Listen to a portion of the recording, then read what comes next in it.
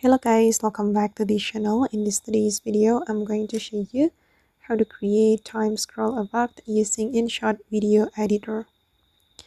Okay, let's get into it guys. First of all, I'm going to open up my InShot application on my mobile phone, and then I'm going to create new project. So we can click on video and then select new, and then you can choose a video you want to edit. For example, I'm just going to select this video. I have just downloaded this footage from the internet. You can add your video, the video of you who is scrolling your phone like this. And wait guys, I'm going to change the canvas. I'm going to select 16 by 9. Okay, and this is for the original video.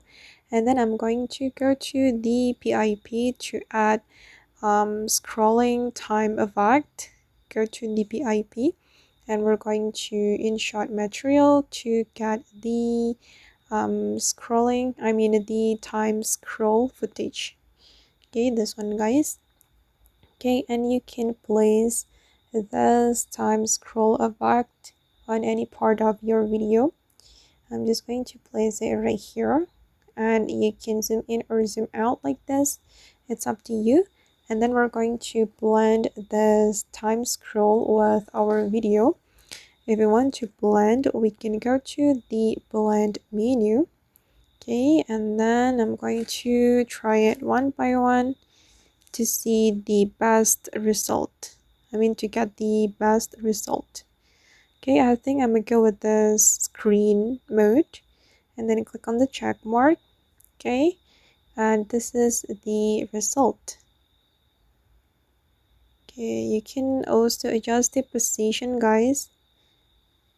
You can drag the video, the time scroll video to adjust the position. Okay, I'm just going to make it align with my video, and this is the final result. I think I need to make it bigger. Alright. Okay, and then if you want to export your video, you can go to the export menu right here, and then you can choose the resolution. I'm just going to select this one, and we just need to click on export to export this video to our gallery.